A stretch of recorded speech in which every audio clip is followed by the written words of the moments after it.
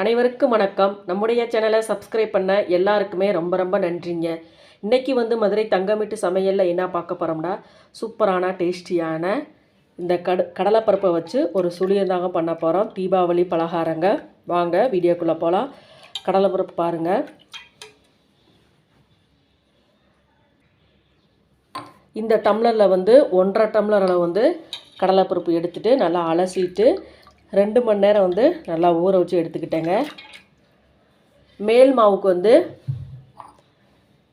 இந்த டம்ளரில் 1 டம்ளர் அளவு அரிசியும் 3/4 டம்ளர் அளவு உளுந்து எடுத்து அதையும் நல்லா அலசிட்டு ஒரு 2 மணி நேரம் நல்லா ஊற வச்சிட்டேங்க. இப்போ ஃபஸ்ட்டு கடலைப்பருப்பை நம்ம வேக வச்சு எடுத்துக்கலாம். ஊற வச்சதுனால கரெக்டாக ஒரு 2 விசில் போதுங்க. இப்போ சப்போஸ் ஊற வைக்காமல் நம்ம செய்யணும்னா ஒரு 4 விசில் 5 விசில் விட்டு எடுத்துக்கோங்க. இப்போ குக்கரில் வேக வச்சுக்கிறேங்க. கரெக்டாக ஒரு 2 விசில் விட்டு எடுத்துக்கலாம். கடலைப்பருப்பு வேக வைக்க பாருங்கள். இந்த அளவு தண்ணி ஊற்றினாலே போதுங்க. கடலைப்பருப்பு வேக வச்சுட்டேங்க. இப்போ அரிசியும் உளுந்து நம்ம அரைச்சிக்கிறலாங்க. சப்போஸ் நீங்கள் அரைக்கிறதுக்கு உங்களுக்கு சங்கட்டமாக இருந்துச்சுன்னா ஃப்ரெஷ்ஷாக நம்ம இட்லி மாவு அரைச்சி வச்சுருப்போம் பார்த்தீங்களா, அதை நம்ம எடுத்துக்கிறலாங்க. ஒருத்தவங்க இல்லாட்டி மைதா மாவில் கூட மிக்ஸ் பண்ணி இந்த சுழியம் செய்வாங்கங்க. உங்களோட விருப்பம்தான். இந்த மாதிரி செஞ்சோம்னா ஃப்ரெஷ்ஷாக செஞ்சோம்னா நம்ம கொஞ்சம் டேஸ்ட்டாக இருக்குங்க. நம்ம 2-3 நாள் வச்சு கூட நம்ம சாப்பிடலாம். இட்லி மாவு பதத்துக்கு நம்ம இந்த உளுந்தையும் அரிசியும் அரைச்சிக்கிறலாம். மாவு பாருங்கள், இந்த மாதிரி நல்லா வலுவலுன்னு அரைச்சிக்கணுங்க. சொரப்பாலாம் அரைக்கக்கூடாது. இட்லி மாவு பதத்துக்கு அரைச்சிக்கணுங்க. இப்போ இதை வேறு பாத்திரத்தில் மாற்றிக்கிறேன்.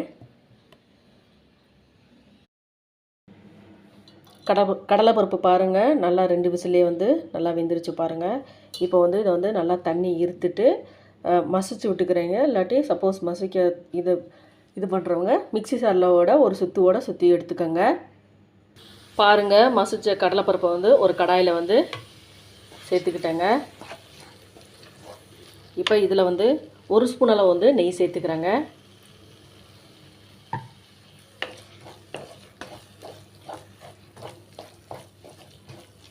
இப்போ கடலைப்பருப்பு அரிசி எல்லாம் எடுத்து பார்த்தீங்களா, அந்த டம்ளர்லேயே 1 டம்ளர் அளவு நான் நாட்டு சர்க்கரை எடுத்துருக்கேங்க. அதை சேர்த்துக்கிறேன். சப்போஸ் நாட்டு சர்க்கரை இல்லாதவங்க வெல்லத்தை எடுத்துட்டு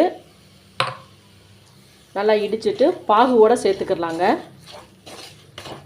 பாகு எடுத்துகிட்டு நல்லா இருத்துட்டோடு அப்படி சேர்த்துக்கங்க.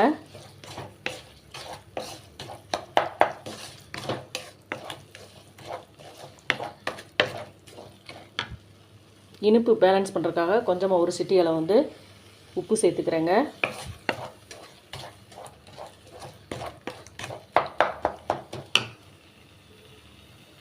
ஒரு 1/2 மூடி தேங்காய் துருவி வச்சுருக்கிறேங்க. அதையும் சேர்த்துக்கிறேன்.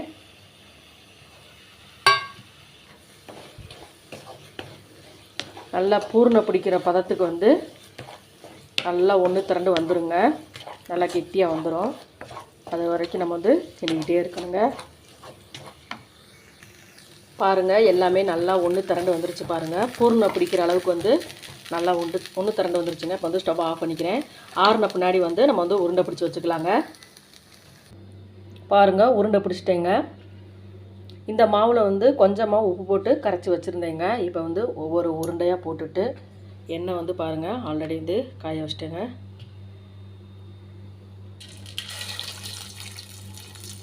அப்படியே போட்டு எடுத்துக்கலாங்க. ரொம்ப ரொம்ப டேஸ்ட்டாக இருக்குங்க. இப்போ இன்றைக்கி நான் கடலைப்பருப்பு செஞ்சுருக்கேங்க.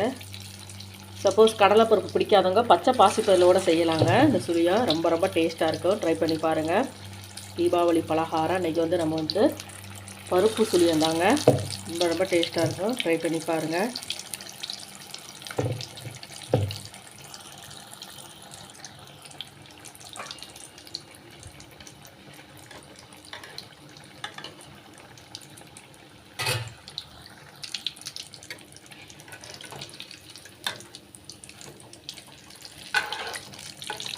அப்படியே ஒரு சைடு வந்தோடனே அப்படியே பரட்டி விட்டுக்கலாங்க. லைட்டாக வெந்தாலே போதுங்க.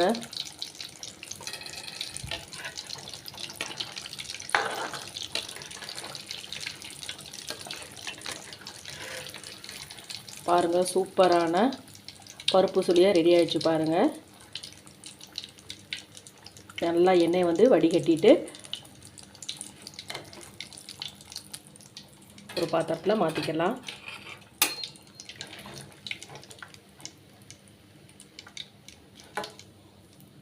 இதே மாதிரி எல்லா சுழியத்தையும் சுட்டு எடுத்துக்கலாங்க.